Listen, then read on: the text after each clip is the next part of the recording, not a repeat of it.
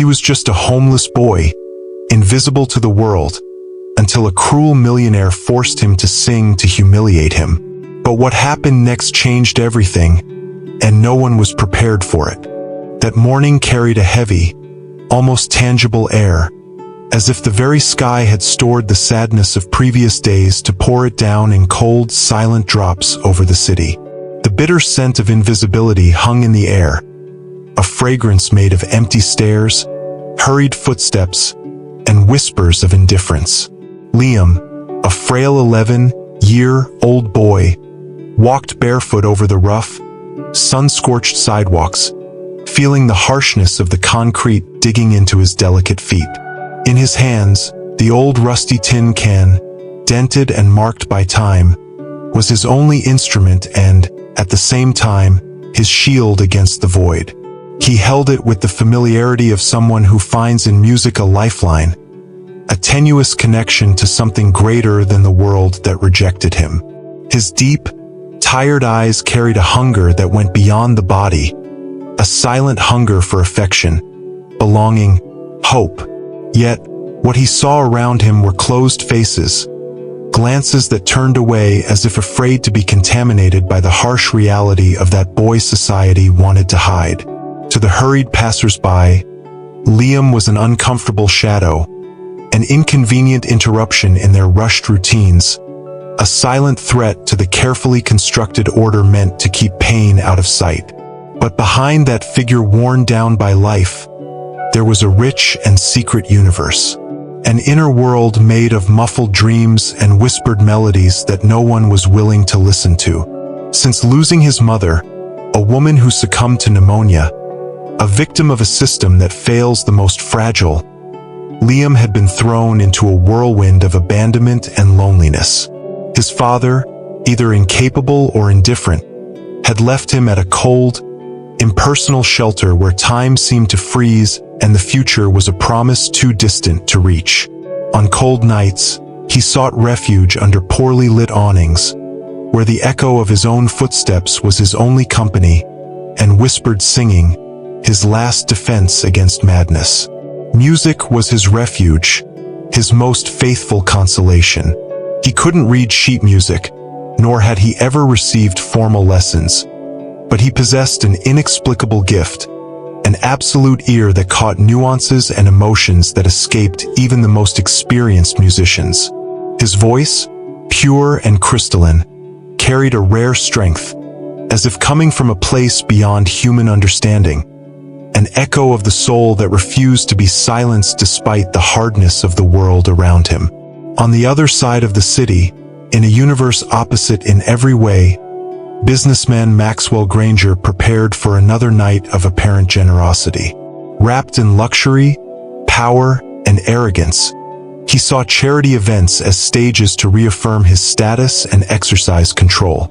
Born with a silver spoon, Maxwell carried an inheritance of fortunes and companies, and an immense ego, shielded against any emotion other than pride and certainty of his own worth. To him, the suffering of others, especially those living on the streets, was the result of laziness, bad choices, and lack of willpower. He could never understand what it meant to feel hunger or to sleep with a body aching from cold and fear. Life, to Maxwell, had always had white teeth and easy smiles. He believed, with blind conviction, that everyone had the same opportunities, that the secret to success lay only in effort, discipline, and determination. It was then, leaving a meeting in his luxurious penthouse, that Maxwell noticed Liam. The boy stood on the corner, lost in his sad melody, a sweet song escaping with a soul Maxwell deemed undeserving of attention. The sound annoyed him, not because the voice was off-key, on the contrary, there was talent, but because it came from someone who, to him, was nothing more than a dead weight on society. With a cynical smile and accompanied by a group of equally skeptical businessmen, Maxwell stepped out of the car with the fake generosity he was used to practicing. He called Liam over with a voice trying to sound paternal but overflowing with disdain. "You like to sing, kid? Then sing here now in front of everyone. Let's see if all that talent is worth anything." Liam hesitated. His small body trembled, a mix of fear and confusion. But despite the shame and doubt, his eyes met Maxwell's, steady, defiant, like someone who knew that this moment could change everything, even if no one there was prepared for what was to come. What seemed destined to be a public humiliation became the starting point of a story that would forever change the lives of those present, and reveal the hidden strength inside a boy the world insisted on ignoring. For a moment, the world around seemed to hold its breath, as if time had been stopped by an invisible force. The group of businessmen, dressed in perfectly tailored suits and shiny shoes, exchanged glances full of skepticism and superiority.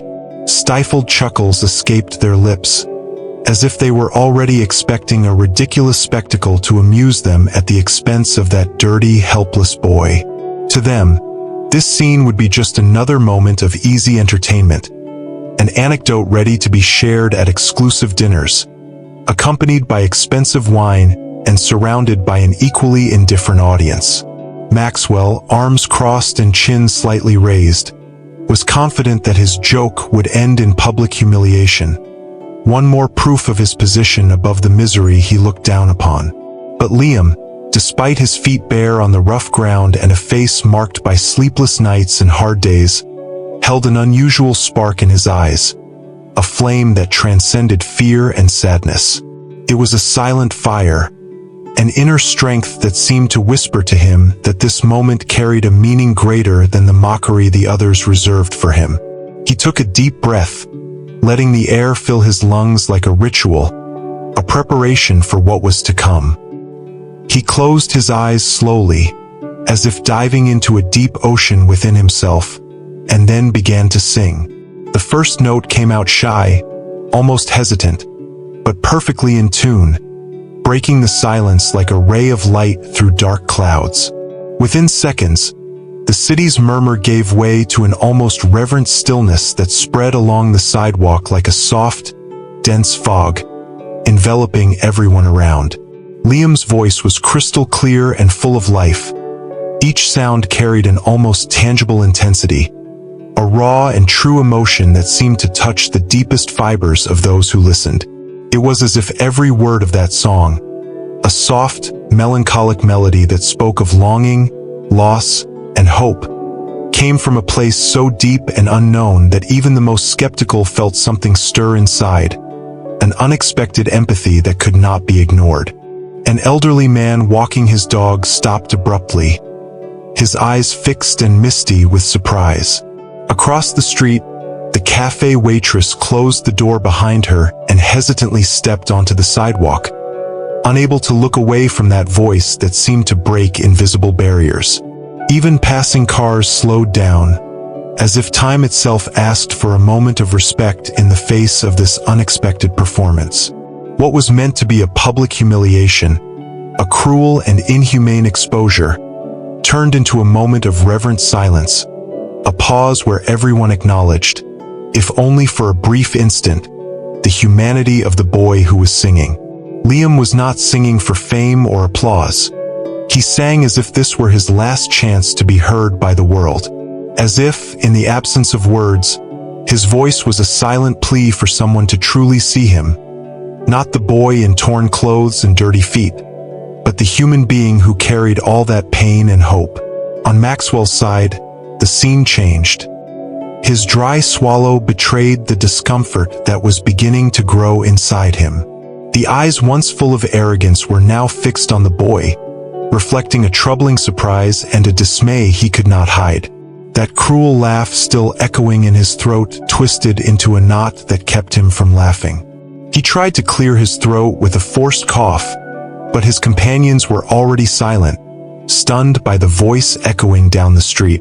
One of them, almost whispering, murmured, "That boy is unbelievable." When Liam finally finished, absolute silence took over the place, a heavy, almost reverent silence, as if holding the world's breath for a few precious seconds. Then, an elderly lady who had witnessed everything began to clap slowly and emotionally. Another hand joined hers, and soon, like a growing wave, the entire sidewalk filled with applause that resonated with sincerity and admiration. Liam opened his eyes slowly, as if emerging from a deep dream. He did not smile. He had not expected that, but stayed still, holding the old tin can as if it were an invisible trophy, the silent proof that he had finally been seen. Maxwell stepped forward, trying to regain control of the situation, the pose of the man who commands everything around him. "Very touching," he said, his voice heavy with bitterness that sounded more like a whisper than a statement. "But talent doesn't feed anyone, does it?" The phrase came out dragged, as if he himself didn't believe what he was saying. Someone in his group, sensing an opportunity, suggested recording the boy to post on social media. Another wanted to know his full name, eager to turn the story into a fleeting sensation. Suddenly, Liam was no longer an invisible face on the city streets. But for him, none of that mattered. What weighed on him was that strange and sweet, unprecedented feeling of finally being heard, not out of pity, but out of truth. And, in that moment, unbeknownst to him, a change began to germinate inside Maxwell, something long buried beneath thick layers of cynicism, pride, and power, ready to rise and transform what both believed impossible. Maxwell tried, with all his willpower, to go through the rest of the day as if nothing had happened. His impassive face and rigid posture betrayed the man used to controlling every aspect of life. He would not allow a mere experience to shake him. He got into his luxurious car, a shiny black vehicle exuding power and status, and muttered curt orders to the driver, who promptly resumed driving through the wide, impeccably clean city avenues. On the outside, Maxwell appeared the same as always, unshakable, dominant, master of himself and the world around him. But inside, something had subtly broken. An invisible, silent crack began to open in his carefully built armor, threatening to break through the wall of cynicism and indifference he had raised so many years ago. In the muffled, air-conditioned silence of the car, Liam's voice echoed insistently in Maxwell's mind, like a sweet, persistent ghost refusing to be ignored. That melody, with its touching simplicity and sincere pain, was not just a pretty song. There was a raw truth in it, stripped of artifice, that seemed to dig deep into the most buried layers of Maxwell's soul. Each note seemed to unearth old memories, as if the music were a whisper from the past, memories he had buried and forgotten, but which now emerged with overwhelming force. Arriving at his luxurious penthouse, isolated among gleaming glass and cold marble, Maxwell was alone. He poured himself a rare, aged whiskey, hoping the bitter taste of the drink would dilute the discomfort that overwhelmed him. But not even the alcohol could erase the weight of that melody. He walked to the black piano, an elegant piece unused for years, resting like a relic from simpler times. He sat down, hesitated for a moment, then his fingers began to play, almost automatically, the same melody he had heard from Liam. The keys responded familiarly, as if the old instrument recognized the song that awakened long, dormant emotions. It was then, like a lightning bolt splitting the sky, that a brutally vivid memory exploded in his mind. He saw, as if she were there, a woman with brown hair and gentle eyes sitting beside him, teaching him that very song when he was still a boy. Her voice, sweet and firm, echoed in his memory. "This music is about never giving up, Max, even when no one believes in you." The image was clear and painful. It was his Aunt Clara, the only person who had given him true love during his troubled childhood. Maxwell had lost his parents very young and was raised by greedy, cold relatives who treated him like a burden. Clara was his only refuge, the hand that held his during fearful nights. Until, when he was only 12, Clara tragically disappeared in a mysterious fire, leaving a void he never managed to fill. The song Liam had sung was that very music, the same homemade composition Clara had written in an old notebook with yellowed pages, missing since her death. The memory hit him like a punch to the stomach. He tasted the salty sting of tears, something rare on a face hardened by time and pain. A troubling thought grew in his mind.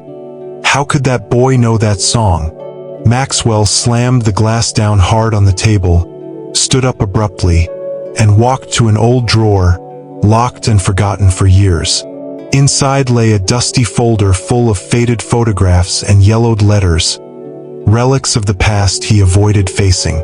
With trembling hands, he pulled out a letter written in Clara's soft handwriting. There it was, clear as day. If anything happens to me, I trust that one day my music will find someone with a heart pure enough to feel it. Maxwell stood still, his heart pounding erratically. Couldn't be mere coincidence. That street boy, with his crystalline voice, was not just a lost talent. Something much deeper and inexplicable connected them. Deep in his soul, Maxwell felt a truth that both scared and fascinated him. Liam was connected to his past, in a way he still did not understand, but that was about to change everything. And at that moment, for the first time in decades, Maxwell felt he didn't need to control, he needed to understand. The boy was not just a talent hidden beneath rags and dirt. He was a key, a living echo of what Maxwell once was, and what he still could become. The next day, Maxwell woke up before the sun touched the horizon, with a restlessness he hadn't felt in years. The weight of the song and the vivid images of his Aunt Clara still dominated his thoughts, invading every corner of his mind with a silent, almost urgent force. For the first time in a long while, something inside him wasn't asking for control, power, or advantage, but for honest answers, a deep, almost painful need he could no longer ignore. With fingers betraying slight tension, he grabbed the phone and dialed his personal assistant, his voice firm and direct, yet carrying an unusual urgency. I want you to find the boy who sang last night. I want to know who he is, where he came from, and how he learned that song. I want every detail, every clue. The assistant, used to the boss's impulsive orders, sensed the seriousness of the request and, though curious, replied with a brief yes, sir, already mobilizing the team to begin the search. While waiting for the first information, Maxwell returned to that old box of letters and papers he kept with almost reverent care. Among the yellowed documents, he found a note he had previously overlooked, written in Aunt Clara's shaky handwriting, likely from her last days. Music is my most valuable gift. One day, even if I am no longer here, it will find shelter in someone who needs it more than I ever did. The words echoed in the morning silence, touching an old wound, awakening a mixture of longing and hope that Maxwell had buried under layers of hardness and pride. That unusual morning, he didn't wear his usual designer suit, nor slide into his shiny sports car. Instead, he dressed simply and went out on foot, guided by a silent determination.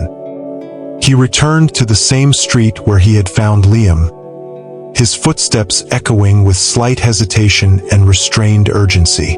There he waited, but the boy didn't appear. Maxwell began silently questioning the tired faces of shopkeepers, the homeless who knew every shadow of the city, and the street vendors pushing their makeshift carts. Then, an old man, wearing a worn cap and compassionate eyes, pointed to the gazebo square. He sleeps there, but disappears for days. Runs away from the shelter men, doesn't like being locked up. With a heavy heart, Maxwell walked to the indicated place. He found only a thin, dirty blanket left on the bench, an empty can abandoned beside it, and a torn notebook, its pages crumpled and worn. Curious and cautious, he opened the notebook. Among childish drawings, scribbles, and messy letters, he recognized something that made him catch his breath. The exact verses of that song Clara had composed decades ago. It was impossible to explain how, but there lay the living legacy of his aunt, engraved in the crooked, innocent handwriting of the boy he barely knew. Reality struck him like a crushing weight on his chest, a mystery that transcended all logic. Hours later, the phone finally rang. On the other end, the assistant's hesitant voice brought the confirmation that crushed any doubt. "Sir, we've done the research. His name is Liam Carter. His mother died 3 years ago. Her name was Eliza." Maxwell remained still, the silence in his mind deafening. Eliza, that name thundered through his memory. Eliza, his cousin, Clara's rebellious daughter, had disappeared from the family years ago, pregnant, vowing never to return to that cold and ruthless circle. She left. No one heard from her again. The revelation hit like a storm. Liam was Eliza's son, Clara's grandson. Family, blood running through the veins of that helpless boy. Maxwell sat down on the park bench, the world around him seeming to lose color and meaning. For the first time, nothing mattered more than that brutal truth. The boy he had humiliated in public was, in reality, the last living link to everything he had lost and never had the courage to seek. And, as the wind blew gently, he realized that his greatest battle would no longer be against the world, but against himself. Maxwell spent the following days consumed by a restlessness he could barely explain, as if something invisible was pulling him out of his world of control and appearances. Every attempt to find Liam was frustrated. The boy seemed to have vanished into the cracks of the city, as if the concrete itself had swallowed his presence.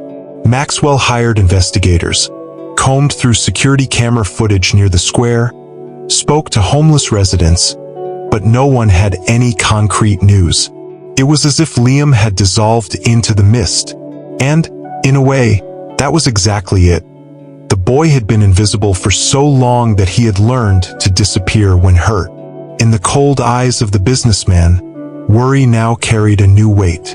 It was no longer about solving a mystery or making amends for a mistake. It was almost desperation. For the first time in many years, Maxwell cared about something money couldn't buy. And it was changing him inside, even if he didn't fully understand it. When he finally found him, it was by chance. He was walking slowly down an alley near downtown when he saw, on a worn bench in the square, Liam's small body. He was curled up, the dirty hood covering part of his face, knees drawn to his chest and arms wrapped around himself as if trying to protect himself from the world. A fine drizzle was falling, and next to the boy rested only a plastic bag with a piece of bread and a folded notebook. Maxwell approached carefully with no sign of arrogance. His steps, once firm and commanding, were now cautious, almost humble. He stopped a few meters away and, after a few seconds of tense silence, said, "Liam." The voice came out hoarse, carrying something he himself couldn't name. The boy slowly lifted his eyes.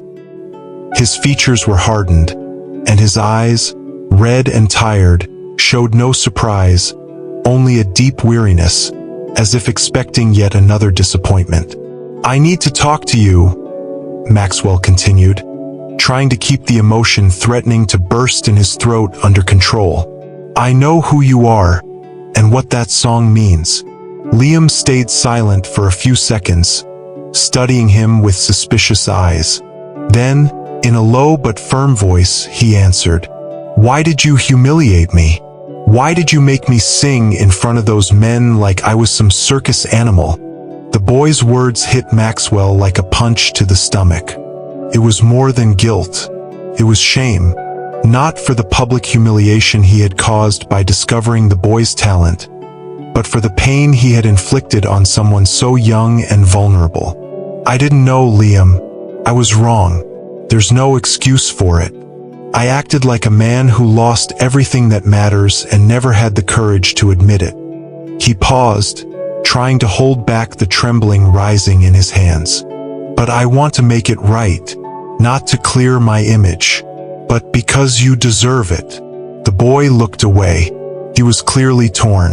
The wounded pride still spoke loudly, but there was hesitation in his gestures, a small crack in his armor of distrust.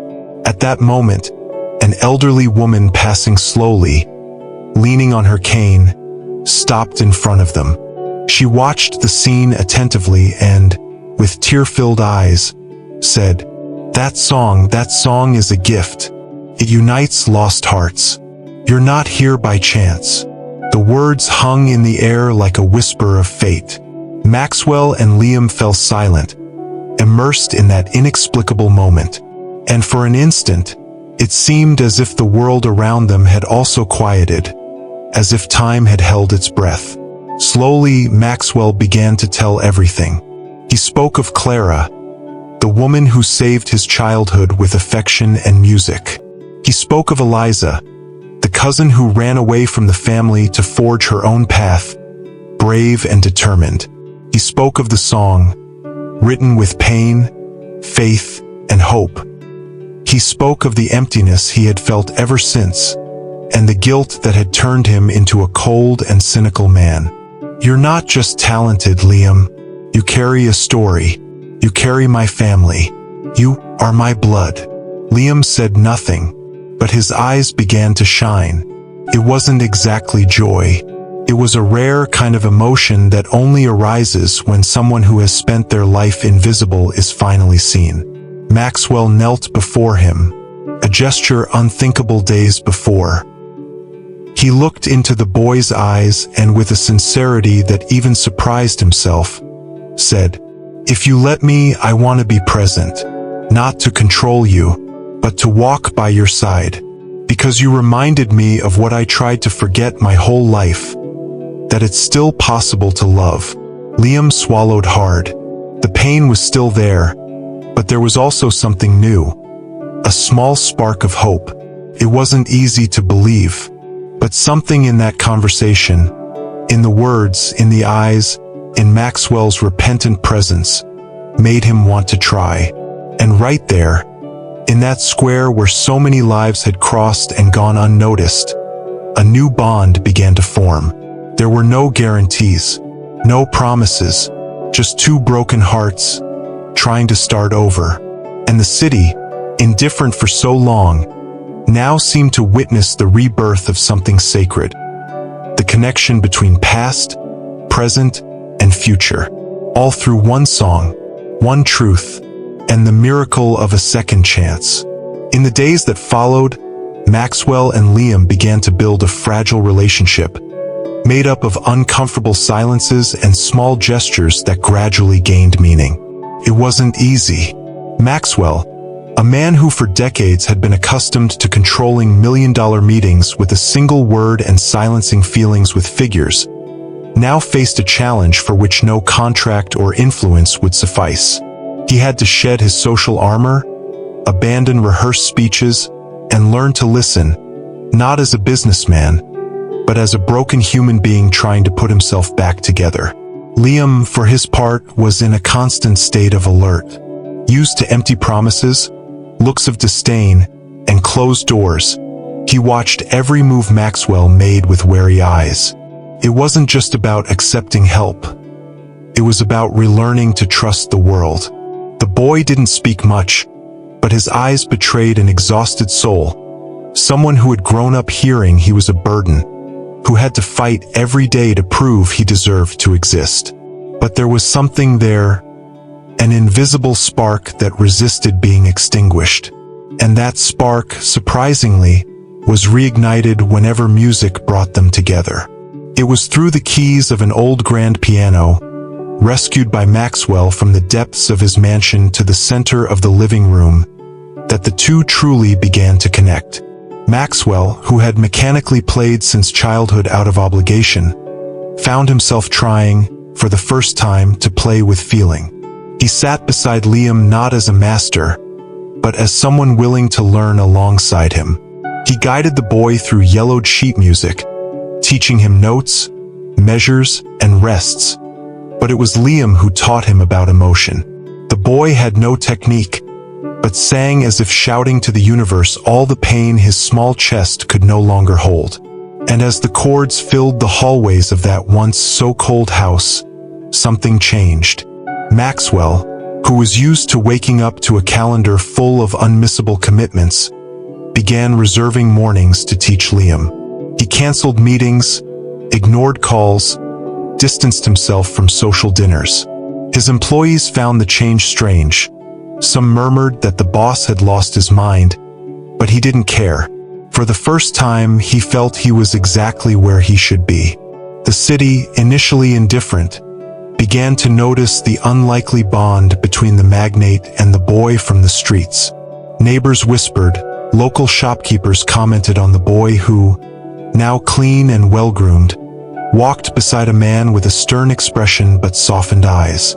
Small articles started appearing in the local press, telling of the prodigy boy from the square and his mysterious mentor.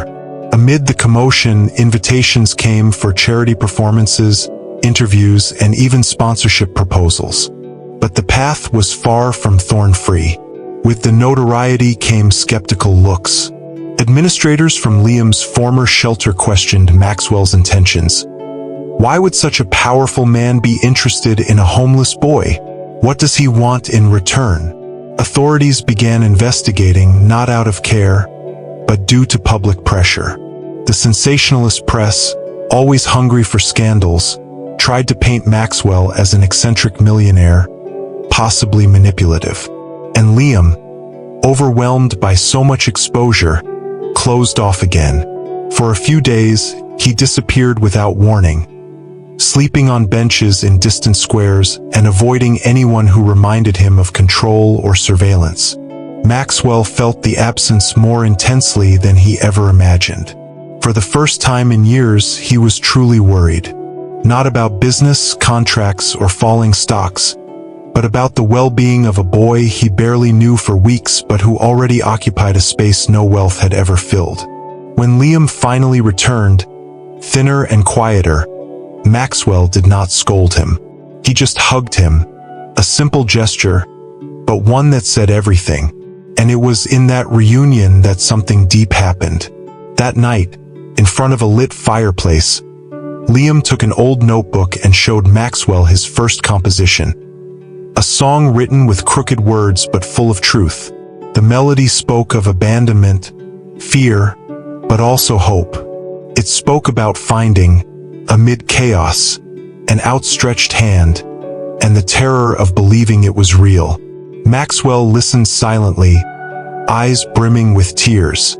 And there he understood, with rare clarity, that true wealth was not in the vaults he had built over a lifetime, but in the ability to start over. He realized that to love was to give up control, accept risk, and allow oneself to be vulnerable. He saw that the greatest gift he could offer Liam was not a house, a scholarship, or an influential name, but presence, tension, listening, truth. Little by little, the man and the boy stopped being two strangers linked by chance and became two survivors linked by choice. And while the city watched that silent transformation, no one imagined that the greatest spectacle was not in the headlines, but in what was happening inside, in the hearts that, little by little, learned to beat in harmony. Time passed, not measured by days on a calendar, but by small gestures that slowly built a new story. The relationship between Maxwell and Liam grew organically, shaped not by grand words, but by respected silences, exchanged glances, and discreet acts of mutual care. There were still stumbles, arguments, moments of impatience and insecurity. Maxwell occasionally slipped back into his emotional rigidity. Liam, on some days, withdrew completely, as if reliving some old trauma. But even in those moments, something never broke: the will to stay by each other's side. Maxwell was no longer the man who saw life only through numbers on a spreadsheet or charts on a screen. He discovered a new way to measure value, not by bank accounts, but by genuine smiles, by daily progress no one sees but that carries immense weight. He found himself celebrating every note Liam hit on the piano, every phrase sung with more confidence. Every day the boy woke up with hope in his eyes. And in those moments, Maxwell smiled. Not the social smile trained for dinners and meetings, but a smile born from the chest, genuine, pure, almost childlike. Liam, for his part, was blossoming. No longer the boy covered in dust, with dull eyes and shoulders weighed down by so much rejection. His voice, once shy and hesitant, was now firm, melodious, and full of truth. He began to see himself not as a system error or disposable piece, but as someone worthy of space, of a stage, of love. For the first time, he spoke of dreams with the boldness of someone who believes they can reach them. He imagined himself someday singing for crowds, not for fame, but to tell the world that no one is too small to start over. Then Maxwell had an idea, not to enhance his public image as he might once have done, but to create a space where other stories like Liam's could emerge. He organized a charity event, gathering unknown musicians, young people forgotten by the system, disbelieved artists. He used his influence not to dominate, but to open doors. He cared for every detail with moving dedication, from choosing the venue, an old theater carefully restored, to discreet promotion, without his name highlighted. He didn't want to be the center of attention. For the first time, he just wanted to be a facilitator. That night, the lights went out and the silence of the theater was filled with an almost sacred expectation. When Liam stepped onto the stage, the gazes turned not to just any boy, but to someone who carried in his chest the story of many. He was dressed simply, but his eyes shone with something no expensive outfit could offer: truth. Maxwell watched from the front row, heart pounding, not from vain pride, but genuine emotion. Liam took a deep breath, and then he sang. It was not just a performance. It was an outpouring. Every note that left his mouth carried scars he no longer hid. Every melody was a cry of resistance. Every word painted a childhood marked by pain, but also by courage to move forward. The theater seemed suspended in time.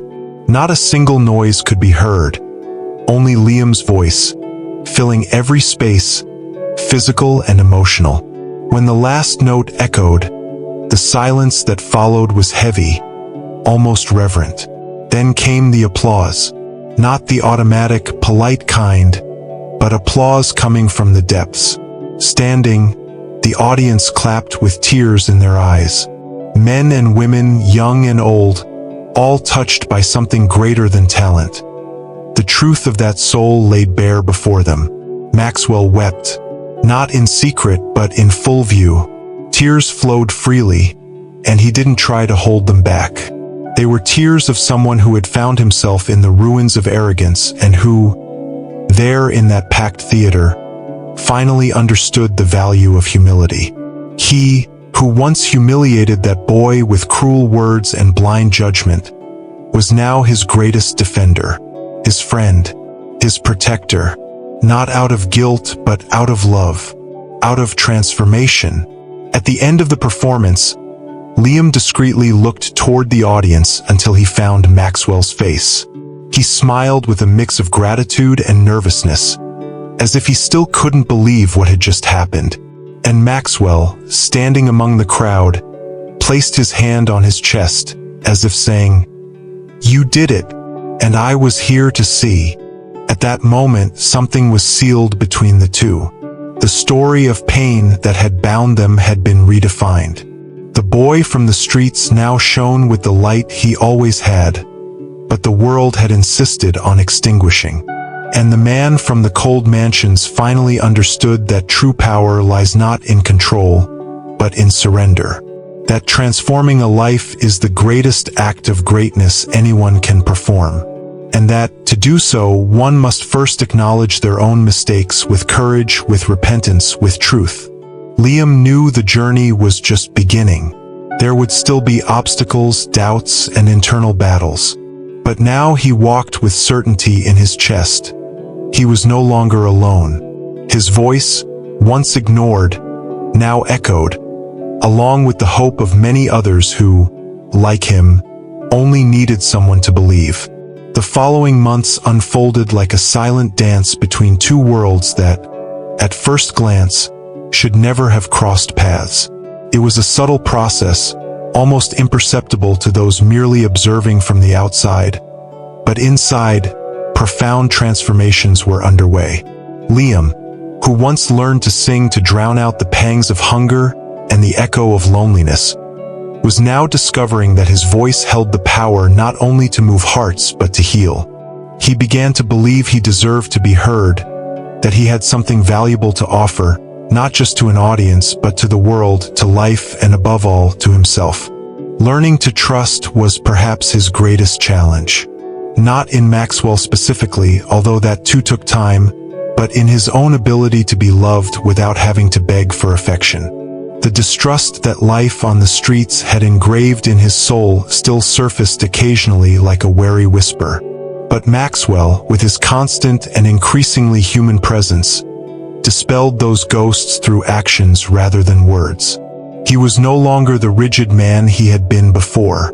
There was something new in his eyes, a softness born from guilt, yes, but also from tenderness. From the genuine desire to make amends, not just for the pain he caused, but also for the indifference with which he had lived for so long. Determined to go beyond symbolic help, Maxwell threw himself wholeheartedly into opening doors for Liam. He used his contacts, prestige, and influence not to self-promote but to serve as a bridge. He enrolled the boy in community performances, recommended him to local producers, and discreetly financed vocal technique lessons with the best teachers in town. He made a point of accompanying him whenever possible, not as a businessman controlling an investment, but as a spiritual father, silently cheering with each note, rejoicing with every small applause. Liam, in turn, gave himself over to every performance with visceral commitment. He wasn't seeking fame, he was seeking freedom. In each verse, he exorcised the demons of a broken childhood. In every chorus, he gave voice to those still living in silence. He was invited to sing on local radio stations, cultural fairs, and social gatherings where he would have once been ignored or chased away. And over time, he began to receive invitations to larger festivals, where his name stirred curiosity and admiration. But for him, the greatest victory was not in the spotlight. It was simply that now he walked with his shoulders back and eyes fixed on the future. The deepest change, however, happened invisibly, in the intimacy of their souls.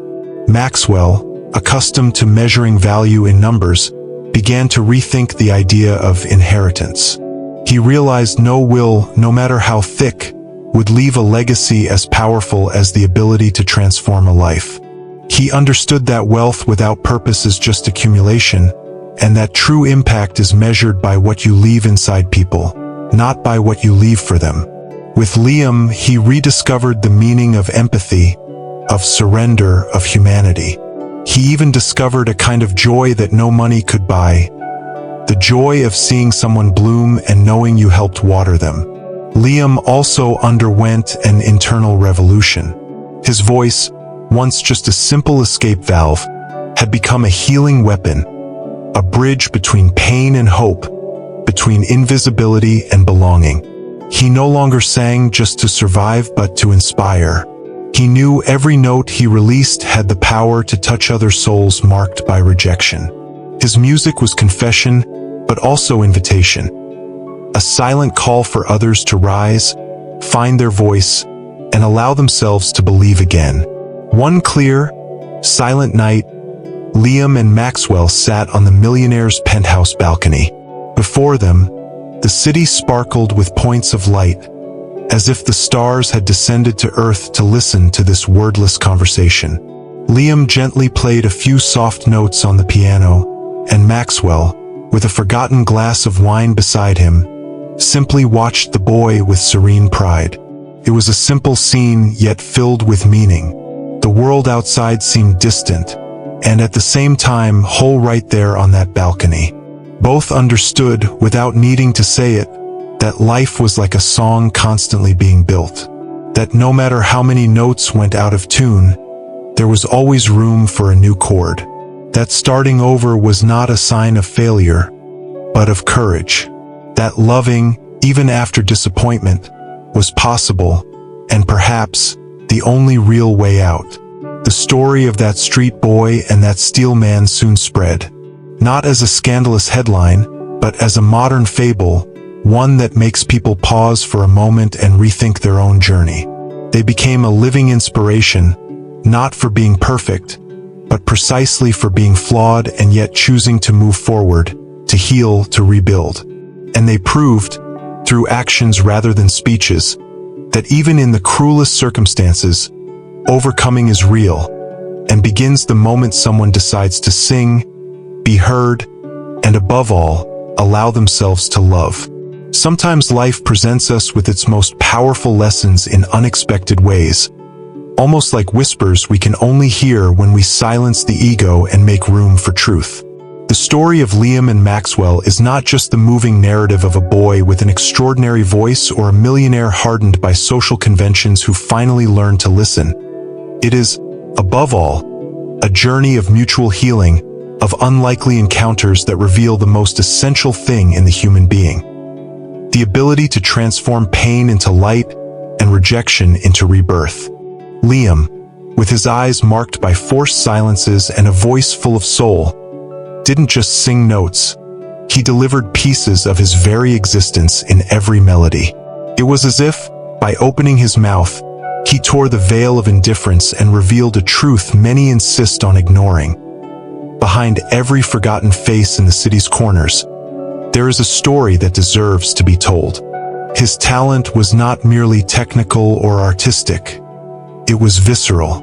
It was his response to abandonment, his scream against invisibility, his way of staying alive in a world that so often chose not to see him.